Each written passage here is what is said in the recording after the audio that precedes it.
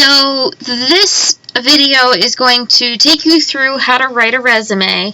And this one is probably one of the longest videos, only because there's just so much involved with writing a resume. So what I'm going to do through this PowerPoint is take you through all of the different areas of a resume. So I have some pre-recorded audio that you're going to be hearing, and then I'll probably jump in at the end just in case. So let me get this playing for you.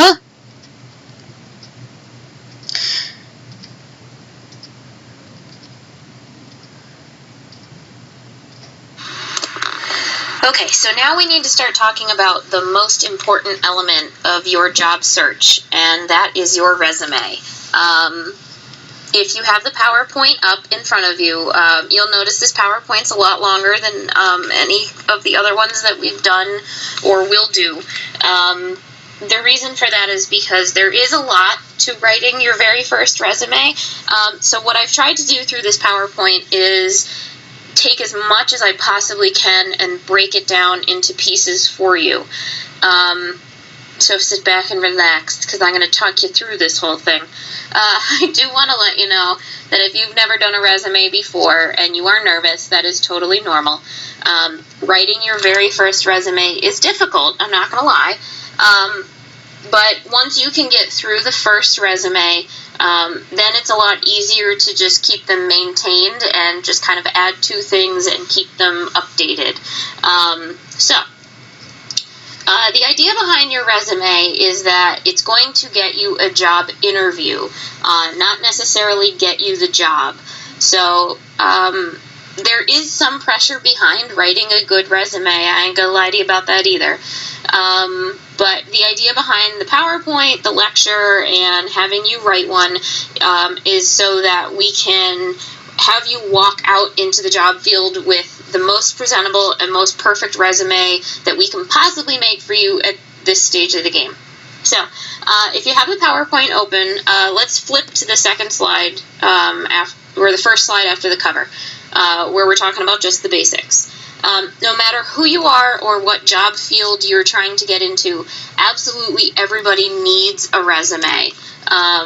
It is not optional, and especially that now that you're beginning your professional careers, you need a resume and you need to constantly keep it maintained every time something changes.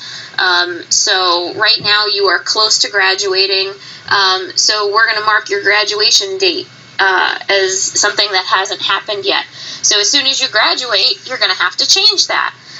If you are, when I got married, I had to change my last name and my address on my resume. When I got into my doctoral program, I had to make that small change. So if you keep this file, you can constantly make these small updates to it. So this way, when somebody asks you for a resume, you can immediately hand them one instead of being like, oh crap, now I gotta make one. So the idea behind a resume is that it's a brief overview of jobs that you've had and skills that you've had and things that you've done at each job that will help you get the job you're looking for. So there are a lot of things that are a little bit difficult about writing a resume as far as what do you list and what do you not list and things like that. So hopefully I'll be able to answer all those questions for you. I strongly suggest that if you are looking at this PowerPoint and listening to this audio, have a pen and paper next to you so that you can jot down questions you're thinking of as I'm talking. So this way you can ask me those questions and make sure that I get you answers to those. You're writing a resume first, because if you write a resume first, it will make writing the cover letter a whole lot easier. And the cover letter is the next stage of the game. If you try and do a cover letter and you don't have your resume written, it's a lot more difficult.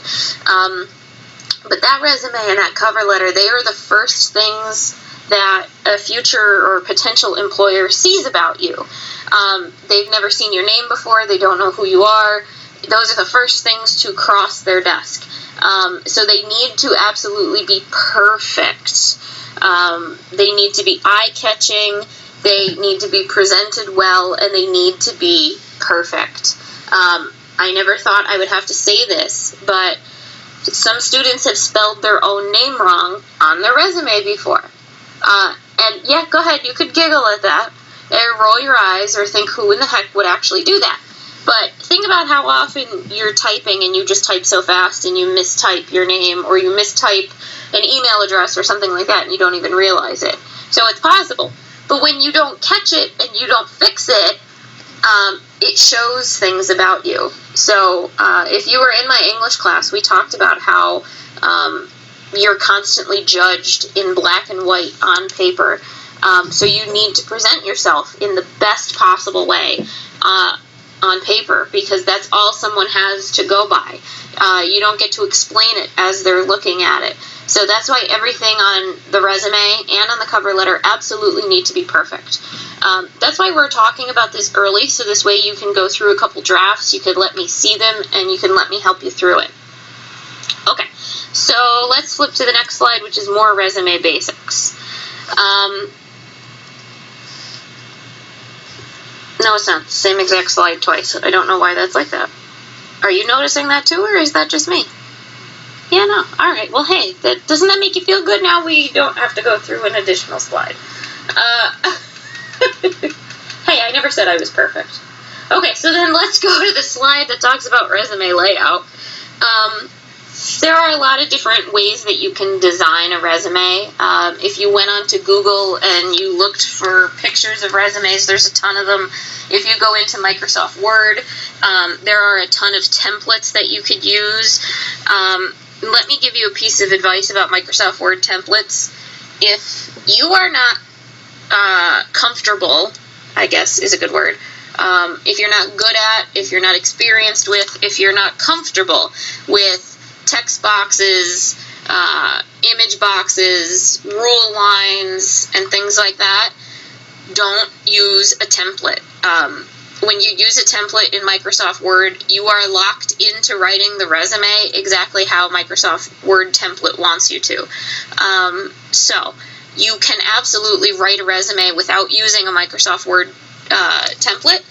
You can kind of use the template as a picture of what you'd want it to look like, and then you can make your own and space your own bullet points the way you want them and things like that. So, some people, depending on what job fields they're in, they kind of ditch the traditional looking resume and they go for something more creative. You're going to go for the basic. After we can nail down the basic for you, then you can get more creative. So I'm going to show you a couple examples coming up. The thing with a resume that's really difficult for me to teach is that I can't teach you necessarily how to completely do the layout. It's up to you. You choose what it looks like. You choose what you include. But there are some guidelines that I can give you, so that's what I'm hoping to do through this.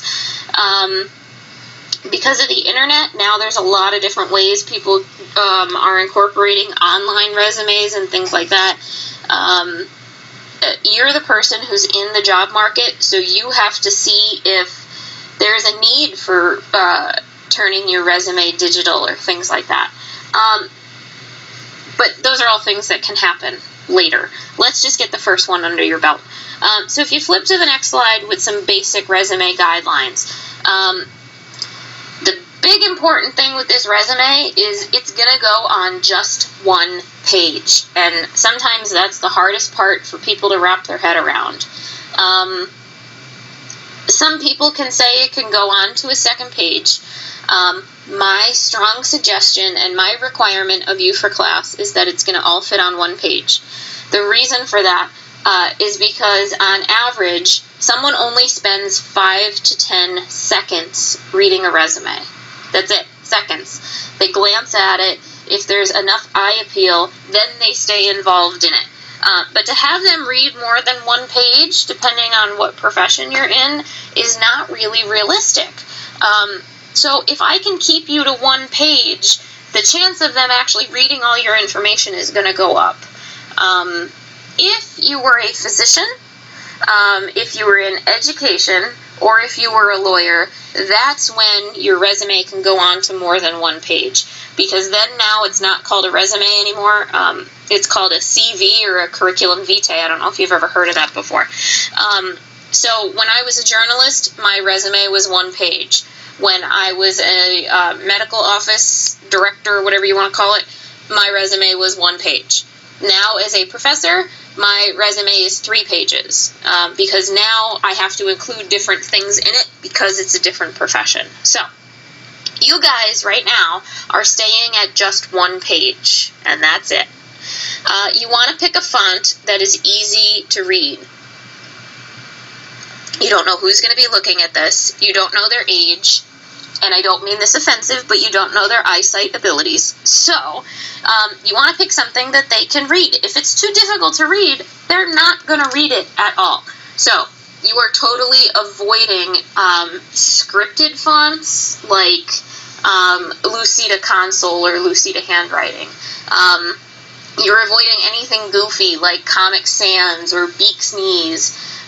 You don't want anything like that. So you want something that's professional. Because you're trying to fit a lot of information on just 1 page, there are different fonts that can help you out. So, there are certain fonts that are skinnier than other fonts. So, if you think of, I hate to say this way, but it's the only way I could do it and not be in person with you. If you think of a skinny person, they don't take up a lot of space as far as width goes, so they're not very wide. If you take a fat person, they're wider and they take up more space. I don't mean that offensively. That sounds horrible. Let's think of fonts in the same exact way. So a font is the thing you type in. So there are some fonts that are skinnier, like a skinny person. So that skinny font won't take up as much room on a page.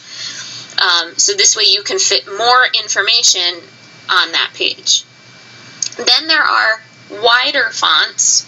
So like the fatter person, the wider fonts takes up more room. So if you use those fonts, you can type the same exact message, but because the font is wider, it's going to take up more space on your page than a skinnier font did.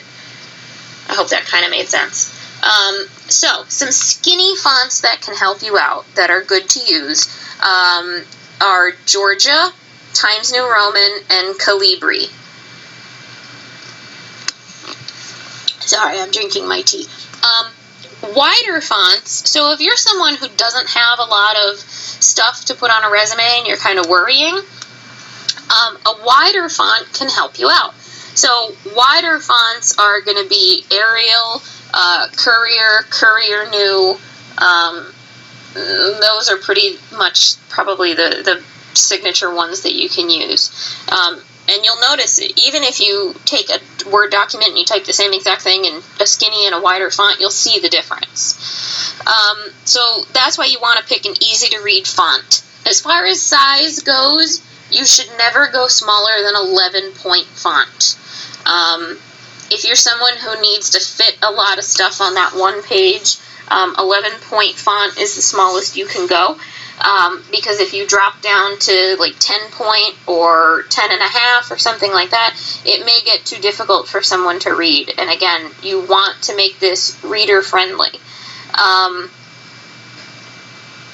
As far as how big to go, for the just like the body of the resume, I wouldn't go higher than 12 or 14. If you go higher than 14 for the actual content of the resume, then it's going to really look like you're desperate to fill space, and that's going to look kind of bad. So, however you choose to design this resume, you want to make sure that the layout is consistent.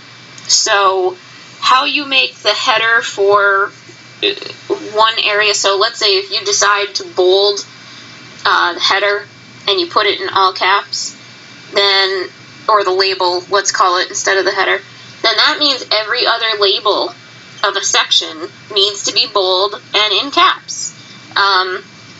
If you put a date along the far right margin, then every other date you mention has to be spaced exactly the same way. So your spacing is consistent, all your bolding and italics are consistent. This way, when someone looks at it at a quick glance, it all looks the same, and it's very reader friendly. If you pick up something and it looks super complicated, or it doesn't look uniform, you're not going to want to look at it. So for some of you, designing might be the hardest part of this. For others, the work experience those are usually the two places people struggle.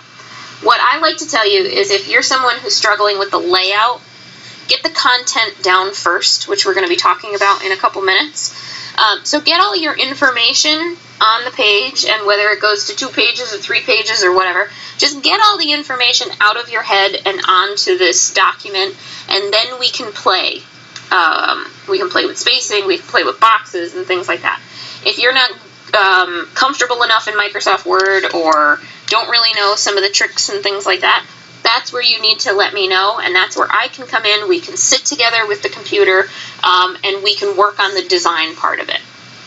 So if you flip to the next slide, these are just 2 creative resumes. So a little bit ago I was saying that a lot of people have moved away from traditional resumes. These are just more creative ones. So the one on the left, someone is a computer designer. That's why they're using the resume to show what they can do on the computer. The one on the right is a graphic design person. And if you look underneath where his head is, and it says IDPS, Express AI, and that little symbol, the little squiggly symbol, those are all symbols for different design programs that he has somehow incorporated. So it shows his ability as well as telling ability. Now, this is not what I'm expecting you guys to create. Again, you and we're going to go for a basic resume just to get you started, and then the more comfortable you get, then you can play around. If you flip to the next slide, that's an example of an infograph resume, which is becoming a little bit more popular. Again, this is probably not something in your career path that you need just yet. If you were someone who was going to be going into informatics, or into some kind of computer-driven area of your field, this could be helpful. Basically, an infograph is a picture timeline. So instead of listing things from top to bottom, they do it in a color-coded timeline kind of a thing. I don't know if you're looking at these and you're liking these, or I don't know. Personally, I think the blue one looks really confusing, and there's lines going everywhere and stuff like that. But people who are in design make these as well, because again, it shows their computer ability, yada yada yada. The next slide is another way to do a resume online, which again is becoming popular.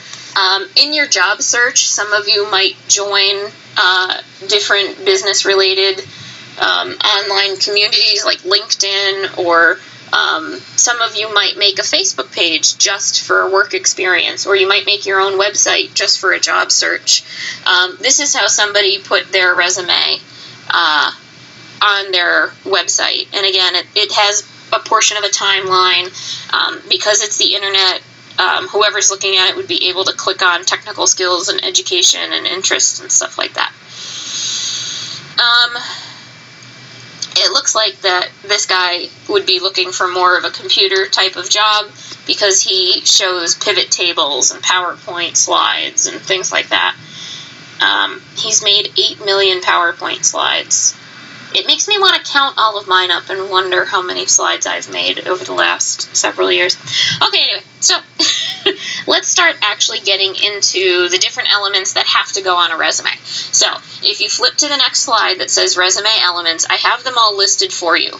What we're going to do is the reason why this PowerPoint is so long is because I'm going to take each one of these elements and specifically give you details about them in a couple minutes. So just by looking at this one slide, don't panic and think that this is all you're getting. Because it's not. If you're sad that there is so much more crap that you have to sit through, I'm sorry. At least in this form, you can fast forward me, which you cannot do in class. So, okay. Regardless of how you want to make your resume look, there are specific categories that need to absolutely be on your resume, and there should be a specific order that you put them in. So, 1, 2, 3, 4, 5, 6, 7, 8. There are 8 bullet points on this slide that start with name and end with professional organizations. Those are the 8 sections that at least probably you should have. The certifications and awards and the professional organizations down on the bottom, you guys might not have those yet, and that's okay. But the first 6 you definitely need to have. And those 6 are in the order, well, all 8 of these are in the order that you want to put them on your resume. When you think about how to design something, from most important, you go top to bottom and left to right, because that's how an average person reads. I say average person because there are actually some people who are ambidextrous and things like that who read from right to left and bottom to up. It's really cool. But anyway, so that's how you're going to make your resume. Most important at the top, not as important towards the bottom. Most important from left to right. So these are the elements. Your name is going to go right at the top. Professional organizations can go towards the bottom. Now, if you have any other thing that's not listed in here, volunteer work, military background, something like that, you can add in your own categories, and that's fine. But these that I have listed are kind of the staples. So, if you flip to the next slide, when you have those elements, those are typically stacked one on top of each other. In some jobs, your work experience is more important than your education. However, in medicine, your degrees and your education is more important than your work experience. So that's why we're going to put your education before your work experience in our resume together. Okay, so let's go to the next slide. Let's start talking about these elements. The first one is your name. For the love of whatever you believe in, please spell this right. If you don't spell your name right because you are lazy or because you don't know how to spell your own name, we have a much, much bigger problem on our hands. Oi. If you spell your name wrong at this stage of the game, you probably know what I'm going to do to you. So you have to make sure you spell your name right. Like I said, I've had 3 or 4 people, I think I say this in the cover lecture, but I've had 3 or 4 students who actually spell their own name wrong, which is pretty sad. Usually it was just a typo because they typed too fast, but it doesn't matter what the reason is behind it. Your name needs to be the absolute biggest element. Always, always, always. The reason for that is you figure that when pages are stacked on top of each other, people sift through the top of the pages. They usually don't look through the left side or the right side or the bottom. They always look through the top of them. So you want your name to be the biggest element. When I say biggest element, I'm talking like at least 24-point font. I wouldn't go higher than 48-point font because that could get a little too overbearing. But you definitely want your name in bold. Don't do too much to it. So you never want to bold something and italicize something and underline something. A lot of people think that the more formatting they put on a word or something like that, it will make it look that much more important. Nah, it just looks weird. So if you're going to bold something, just bold it. If you're going to italicize something, just italicize something. Don't do more than one formatting thing to it. Your name definitely should go in bold. It should not go in italics, because sometimes when you put things in italics, it makes them more difficult to read, and you don't want the employer to struggle in figuring out what your name is. So, regardless of how you decide to set up your resume, your name should absolutely go at the top, like I was saying. You do not want your the person who might be doing the hiring to hunt for who you are and not be able to figure out, because as the person looking for the job, you're supposed to be working harder than the person who's going to hire you. And when I was in charge of our medical practice, I used to help with the hiring and the firing and stuff like that. And I would sift, the resumes would come into the HR person, she'd give them to me, I'd sift through them, and then I would take the ones that I liked to the big dog, and we'd go from there. I would immediately disregard resumes that were difficult to read, resumes that looked like the person had no idea how to write a resume, and if I couldn't figure out who the person was or how to contact them, that was out too. Because the effort needs to be on you, not on me. Finally, with your name, you want to use your given name, not a nickname. So if everybody calls you Katie, but your name is actually Caitlin, on your resume you should write Caitlin. And then later, once you're already working at the job, then you can flip back to Katie. So everybody knows me by Chris. My real full name is actually Christine, which I don't like, but Christine is on my resume, but everybody knows me as Chris. So, okay, contact information on the next slide. Your contact information goes very close to your name. You can stack it horizontally, you can stack it vertically. Some people choose to do it across the top of the page right above their name. However you choose to design it is fine, but it needs to go near your name somewhere. Your contact information is going to be like a 12-point font, just like the rest of the content of your resume. So it's not going to be huge like your name is. You need to include your address, your phone number, and your email address. The address must be the address that you actually receive mail. So if you are the person who sometimes somewhat lives with the significant other, but your mailing address is still your parents', then your mailing address at your parents' is the address you list on your resume. You need to list a phone number that you're actually using and one that you actually check. So I think most of us at this point don't use our home numbers anymore. So many of us primarily just use a cell phone. But if you list a house phone number and you never check the messages there, or you never get messages that are left there, don't list that phone number. List your cell phone. Now, at the same token, if you list your cell phone number, you have to make sure that your voicemail box is set up professionally. So if an employer is calling and they get your voicemail, it shouldn't be with like Pimp Daddy music playing in the background and you being like, yo, what's up, leave me a message, because that does not make you look good. It should also not be one of those things where you trick everybody else and the phone picks up and you're like, beep, haha, fooled you. Or the one that I hate the most is when you call someone and their voicemail picks up and they're like, hello? Hello? Hello? Oh, it's my answering machine. And because if I was calling to hire you and I had to get through that to get to you, I would not be leaving you a message. You can keep it safe and just use like the default robot person that's on your cell phone.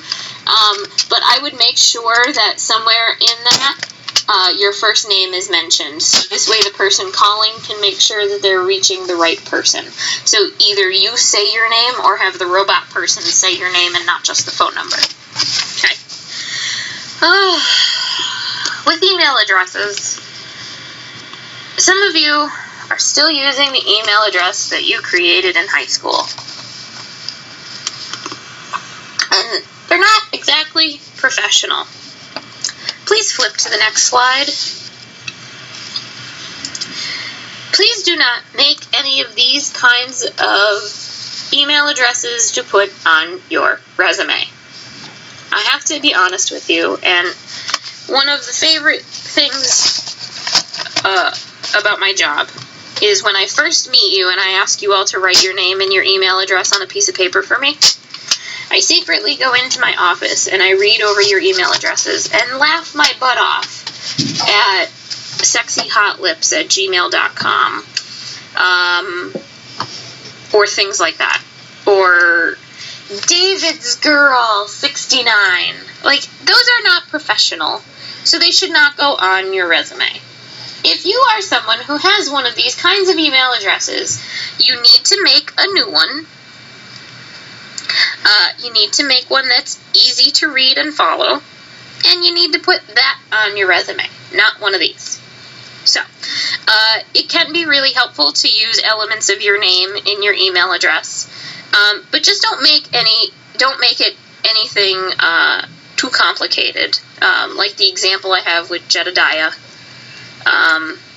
That does not say bastard in the middle. It's not spelled the same way, and honestly, I just kind of typed things and didn't realize that's what it turned into. Don't make it something that someone can misinterpret, so be careful of using numbers that when they're typed, they look similar. So with the angel, one, doe, are those zeros or are those capital O's? I don't know. So you don't want to make anything like that where it can be misinterpreted, because the thing is, someone's going to email you once, and if it comes back to them and the email address is wrong, the chances of them actually fixing it and sending it again are slim to none. So you want to make sure they can contact you easily and the first time they're attempting it. Don't misspell your email address. I've had people do this, where their name is part of their email address, and because they're typing it so quickly, they flip-flop or transpose some of the letters, and then it's wrong. Think about how many times you've emailed me and messed up my last name or the Fortis Institute or something like that, or you messed up another part of the email and I never got it. So be careful of that. Make sure you're actually using an email address that you monitor also. So if you make up an email address just for the job search and don't remember the password and can't get back in or anything like that, that's pretty stupid of you, because then you're missing any potential job opportunity that's coming at you. So please be professional with your email addresses, is the moral of that slide. Okay, let's move on to the objective. We still have quite a ways to go. We're only about halfway through, so if you need to pause me and take a break, please feel free. I get it. I feel you. I'm the one talking. I gotta take another sip of tea. Check out the objective slide.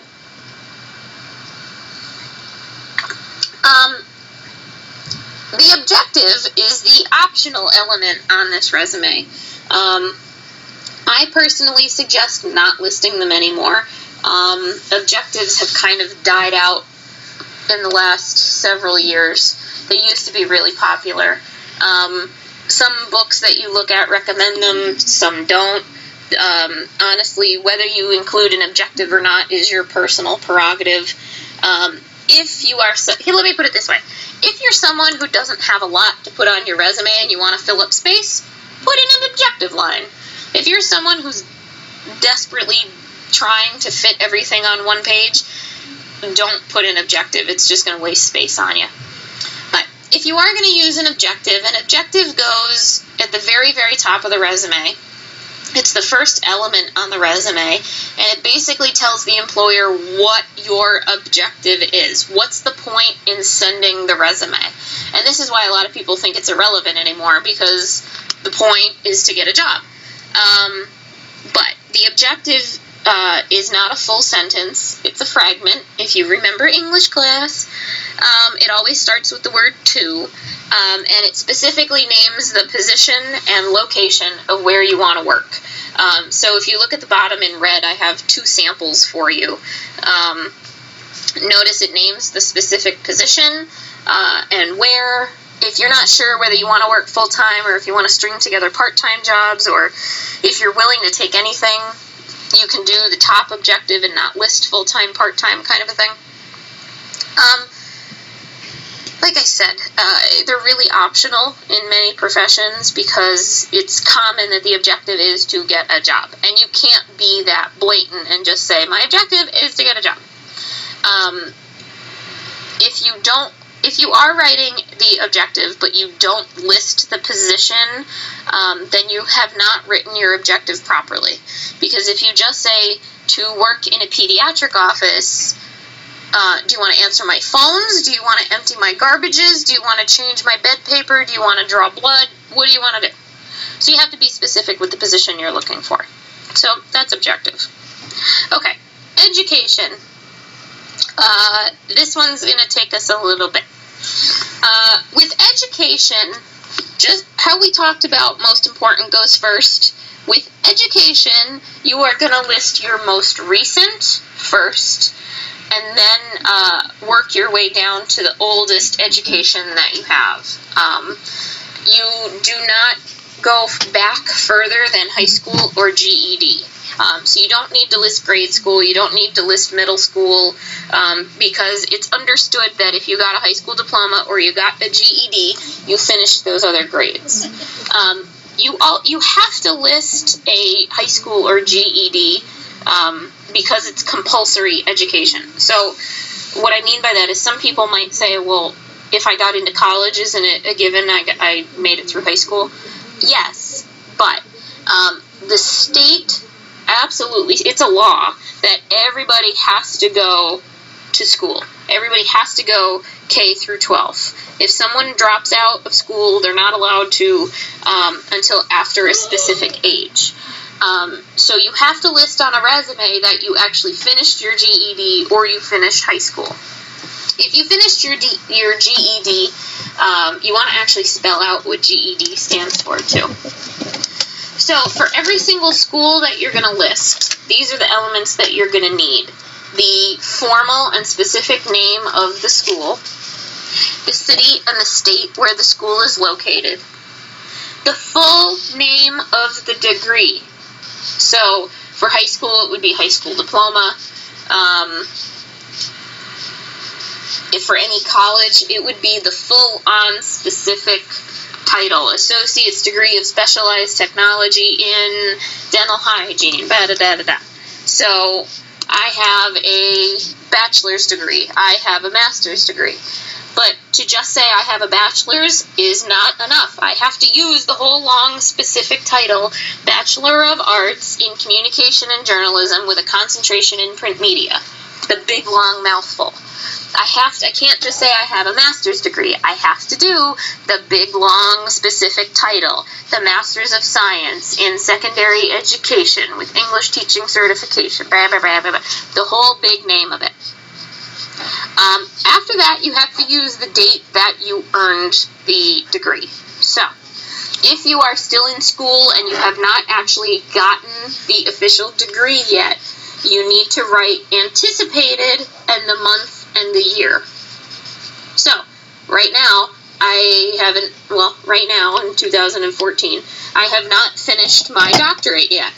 So, it's on my resume, and the full title's there, the full school is there, but right now, I have my degree anticipated May 2017, and I can keep changing that date if I need to. So right now, if you're listening to this and you have not officially graduated and finished your program yet, then your degree needs to say anticipated, the month, and the year. You don't have to list a specific date. The last thing you want to do is optional, and that is your GPA. So if your GPA is higher than a 3.0, that speaks well of you. That means that you were really smart, you got a high GPA. You can list that if you'd like, because for some people it works as a boost. Usually if you got a GPA lower than a 3.0, it does not mean you're stupid, but on a piece of paper, and when someone has not met you, it's not going to work to your advantage as much as a higher GPA would. So I do have my GPA listed for my bachelor's on my resume, but I also have it listed for my master's, because if you look at my resume, I was working full-time while I got my master's, and my GPA was a 3.9 something. So that shows, wow, I was able to maintain that high of a GPA while I was working and doing all this other stuff. So it speaks more about you. If you don't want to list your GPA, if you don't have the room for it, don't do it. It's optional. It's just something that can help you. If you choose to write it, write GPA ... 3 point whatever on a 4.0 scale. See how I have that in quotation marks? You want to put that on your resume because some schools in some states have a different scale.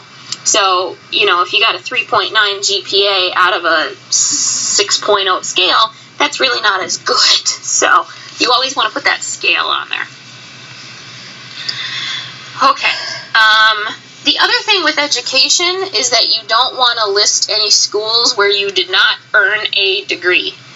So if you were someone who may have tried this school but didn't like it or didn't finish, and then tried this one but didn't like it or didn't finish, do not put it on your resume. I'll take you to drink. Okay. The reason you don't want to put that on your resume is because even though you have your own very good justifiable reason as to why you didn't finish that degree, it makes you look like a quitter. So if you put all these incompleted schoolings on there, it makes it look like you had no direction, that you can't finish what you start. And I mean, let's face it, everybody at some point in their life goes through a period where they don't know what they want to do yet. So they kind of, let's try this and let's try that. You only want to list the schools where you actually got a degree from, or you will be getting the degree from when you graduate, not ones that you kind of, I did a semester here, I did a couple months here. Don't list those. They don't work in your favor. Okay, let's move on to work history. Work history is going to be the hardest part of your resume, so it's going to take a couple slides. The education and the work history are usually the spots where students have the most questions, so I'm trying to remember the ones I most commonly get and answer them all, but like I said, if I've forgotten, I hope you're writing down questions to ask me. With your work history, you start with your most current job, and then work your way down to your oldest job. Now, this does not mean that you have to include every single job you've ever had in your entire life. There's going to be some different factors that go into this. If you're older, you're not going to list every single job you've ever had because you would have had a lot of jobs. If you're younger, you may need to list every single job you've ever had because you might not have had that many so far. And that's okay. You do not want to list jobs that you had for less than a year, unless they were like an internship, externship thing. And you do not want to list jobs that you were, where you never filed taxes for them. So if you were paid under the table, you do not list that job. Because if you were paid under the table, you can get your employer and yourself in trouble, because you should have filed taxes for that. And you do not list any jobs you may have held underneath the age of 16. You may be going, well, I worked at 15 and I had special working papers. That's different. That's fine. You could list that. But, for example, my mom helped open a medical office. I was 5 when she opened that. And I'm an only child, so I was with her all the time. So I would be filing, and I would work in the office when I was like 10. I cannot put that on a resume because I would get the doctor in trouble for child labor. So, no job that you've held for less than a year. It's the same reason for the education. It looks like, you couldn't hold a job or things like that. No job less than a year. No W-2. It's not on your resume. And nothing under the legal working age. If you did volunteer work, you want to put that in its own category. So the things that are going in work history are only the jobs that you've actually gotten paid for. I'm trying to think of other things that people normally ask me in this section. You need to decide what jobs you're going to list. So, I'm 30, and I do not list the job that I still had at 16 when I was the manager of the photo department at CVS. I don't need to. I've had more jobs since then that are actually related to the field that show me off a whole lot better than that job. I don't need it anymore. I don't need it on my resume. I've done more. However, when I was in my bachelor's program and I really hadn't had a career yet, that photo department job was still on my resume. I needed it. I don't need it now. So you can be selective with what jobs you pick and what jobs you don't pick. Do not ever list anywhere on your resume that you were fired from a job. If you're worried about date ranges, maybe there's a big gap between when you worked because you were in school or because you were being a mom or a dad or something like that. You don't have to justify that on the resume or on the cover letter. You can wait and work that into the interview in case they ask. So, let's flip to the next slide. If you're counting, I'm on slide 17. These are the things that must be included for every single job that you've had. Now, a lot of you, especially if you're younger and you never had a career but you had a job, a lot of you might be like, it was a just job, is what I like to call them. It was just flipping burgers. It was just the sandwich artist at Subway. It was just a tanning salon. It was just a gas station. There's no such thing as a just job. Every single job, you had to have some kind of skill to be employed, and you had to perform some kind of task. So you can still use those just jobs on your resume if you don't have other jobs just yet, because you're younger and you're still growing in your career. That's okay. But for every single job you've held, you need to include the specific name of your official position. So I had one student who worked at Subway, and she hated writing her resume because her technical title at Subway was sandwich artist, and she thought that that sounded weird. But if that's the official title, that's the official position you have to list. You have to include the specific name of the place where you worked, not just what its nickname was or something like that. The city and the state where the job was located. Now, the next thing is the most important stuff. You want to bullet point some of the responsibilities that you had at that job or the things that you did at that job.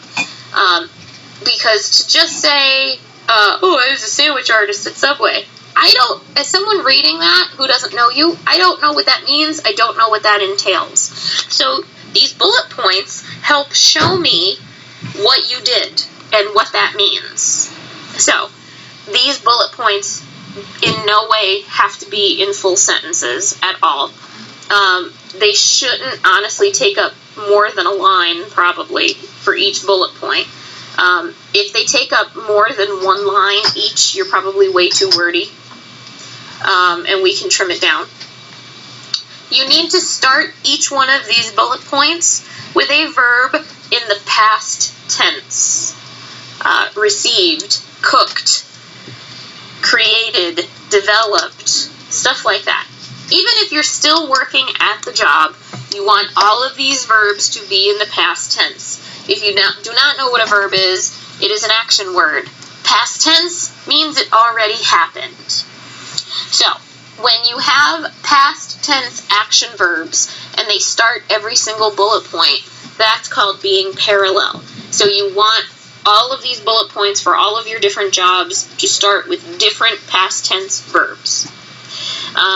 What that does is highlight the different skills that you had at each job. If you're having trouble doing this, let me know. You can also Google past tense verbs, and that'll help you out that way too. So that's your work history. Again, don't put anything in there that any job that you held earlier than the age of 16, nothing that you held for less than a year, and nothing you were paid under the table for. Anything else is your call. But just remember, there are no just jobs. Every single job you had for a reason, and you can't knock those jobs because they taught you something and they got you to where you are right now. The other thing I hope I don't have to say, but just in case, is do not list any jobs on your resume that somehow were involved with anything illegal or anything like that. If you were very close to the ceiling because you were on tabletops or anything like that, I wouldn't list that on a resume. Just because, again, you are who you are, and no matter what you've done in your life, you are fabulous. But this thing is just in black and white, just on a piece of paper, and you don't get to be there to explain it or justify it. So you just don't want anything that can be misinterpreted negatively on that resume for you. Okay, we're getting there. We're almost done. 7 slides left. Your skills section. This section is going to be really important for you, and you absolutely want to make sure that you have a skills section. It really is optional, but you should have one of these, because this gets to highlight different computer skills, things like that you have. Medical skills. You do not want to focus on character skills. They don't go in here. So being punctual, being friendly, being nice, that's not a skill. That's a personality thing. If you weren't nice, that's a big problem. If you weren't punctual, that's a big problem. It's not a skill. So you want to stick to things like, what specific EMR systems you might know how to use. If you're working in a hospital, if you know certain, vital cart devices, if you're working in hygiene and you know how to take digital and conventional x-rays, anything that you know how to do that somebody else might not know how to do is a skill. And that's going to be really important. That could set you apart from somebody else. So technology is a great thing to focus on here. Because if you were ever in one of my informatics classes, we talked about how some people, technology can really set them apart in the job search. You can also include CPR, first aid, OSHA, HIPAA knowledge. You can save OSHA and HIPAA for a cover letter if you'd like. As far as skills go, if you want to talk about computer programs like Microsoft, don't list Microsoft Office, because Microsoft Office has numerous programs in it. It's got Word, Excel, PowerPoint, OneNote, Publisher, and all these kinds of things. If you only know how to use Microsoft Word, and that's not a bad thing, just list the individual program. So what I mean is, if you're talking about Microsoft, you cannot write Microsoft Office on your resume unless you know how to use every one of those programs that are within Microsoft Office. So let's say you know how to do PowerPoint and Word. You would list Microsoft Word and Microsoft PowerPoint. If you are good at using a PC and a Mac, you can list that. You can list different operating systems. If you don't know what those are, then it's for a reason. It's okay. But don't list anything that's outdated. Don't list outdated versions of it. If you know how to use Google Drive and file sharing and things like that, all of that is important, and those are things that you can list. Okay, certifications and awards. Not everybody is going to have this category, and that's okay. Things that are going to be in this section should be recent. So you don't want to list awards that, hey, like I got best colorer in 2nd grade. No. If high school was a very long time for you, don't list crap you got in high school. Stick to recently. You can use things like perfect attendance, dean's list, president's list, your CPR and first aid certifications, honor roll awards, anything like that that you might have received thus far can go there. If you don't have certifications or awards yet, then just leave that category off your resume, and that's okay. That's totally fine. That's why we kind of put that one down towards the bottom. The next and last section is professional organizations. So if you're involved in any professional organization, it's good to list what the organization is and actually spell it out. Don't just use the acronym, because people might not know what the acronym stands for. So it's good to list that and the year that you joined. Now, I'm assuming if you're listening to this, you are still a student. If you're not a member of any student version of a professional organization, or if your membership has lapsed, then just don't list it. You don't need this just yet. As your career progresses, you really should look into joining a professional organization. It makes you look more well-rounded. It keeps you up on CEs and things like that. But you can always add this stuff in later. Okay, how you feeling? Are you tired? I get it. I know. I'm talking for 54 minutes already. I feel you. I haven't taken a break. But here comes some pictures. So if you flip to the next slide, here's kind of an image of what we've been talking about so far. Now, there's one section that's on John Doe's resume that I would like to bring up. If you even flip to the next one with Alex Consultant, they have it there too. And it's relevant coursework. If you're in the nursing capstone class, your textbook talks about including relevant coursework. If you're in the hygiene program and listening to this, disregard that because your textbook doesn't talk about it. If you're in nursing, your textbook really advocates and thinks it's a great idea for you to include the relevant coursework. I don't think it is.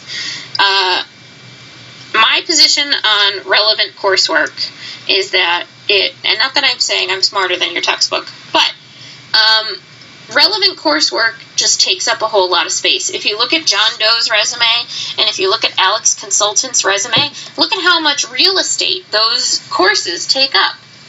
And the other thing is that if you got the degree in that, it's kind of a given you're already skilled in those courses. If there are specific courses you really want to highlight and think are important, I would personally suggest leaving them off the resume and incorporating them into the cover letter. So for my class's purposes, you are not including relevant coursework on this resume. Obviously, if you choose to do that as you move on with your life, absolutely go for it.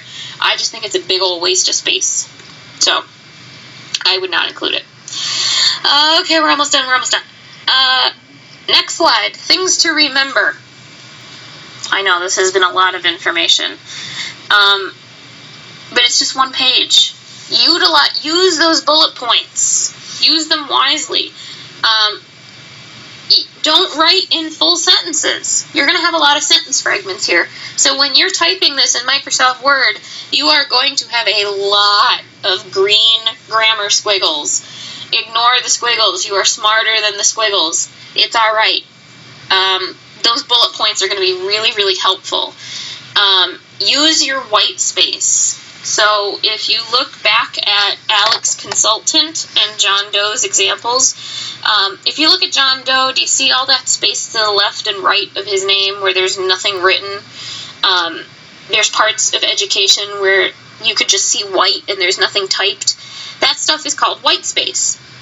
On a resume, white space helps break things up. So if you look at Alex Consultant's resume example, at a quick glance, there's a lot of writing on that resume. But because there are areas of nothing or of just white space, it doesn't look as scary to someone's eye. So that's what white space is. We already talked about using an easy-to-read font at an easy-to-read size. Sometimes what a lot of people tend to do is make the section headings like objective, work history, education, those things.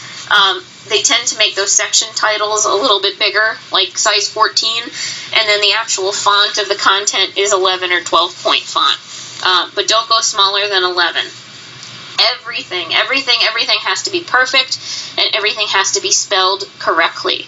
So you need to be very vigilant of that. You need to have someone else edit this. You need to have me look at it. If you already have a resume started, and you just want to kind of take some of this information and build on it and tweak it and things like that, go right ahead. More power to you. More things to remember. I've already mentioned this. I'm on the next slide now. Your first resume is the hardest one to write. It really is. Please don't get down on yourself. If you get frustrated, please just let me know. Because it really is difficult to write a resume when you don't have one before. And I know how overwhelming all of this information just was, especially because we haven't gotten to interact through this, and it's just been me kind of talking to you. But you're not going to be able to just crank out one draft in a couple minutes and have it be perfect. But you should have one resume that you kind of adjust as your career progresses. You want to print a resume on resume paper. Do not go to the store and buy resume paper, though. If you go to Staples or if you go to Office Max or something like that, because it's called resume paper, you're going to pay a fortune for it. You can buy what's called cardstock in the same exact thickness for way cheaper. So the thing about resume paper is that it's thicker. It's got a thicker poundage, it's called. So it's heavier, and it's more professional. Initially, if you print your resume just on a regular old piece of paper, it's not that bad. But resumes should go on a thicker paper. But you're going to pay a fortune for resume paper as opposed to just regular, like a cardstock kind of thing. Always keep copies of your resume and your references in a folder in your car. I suggest keeping like 15 copies of your resume in your car in a folder, because if you're at a job and you get called for an interview, you already have the things with you. Or if someone asks you for a resume, you have one, because networking and looking for a job is one of the hardest things.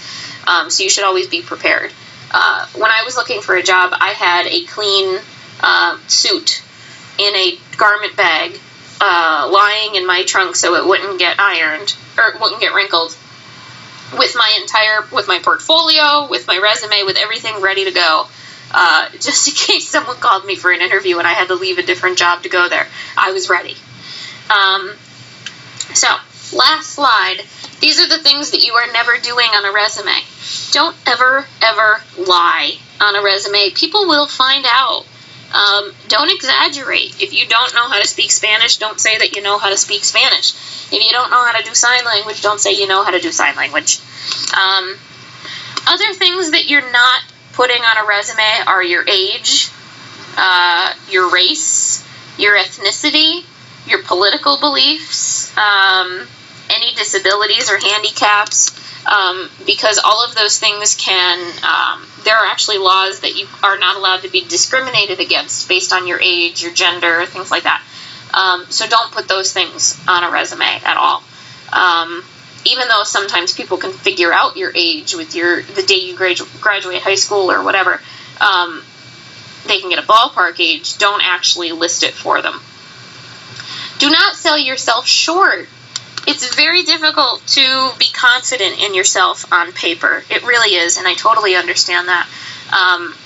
But like I said, when it comes to a resume and when it comes to a cover letter, these people have never met you before, so they don't get to know how awesome you are. They only have this piece of paper to go by.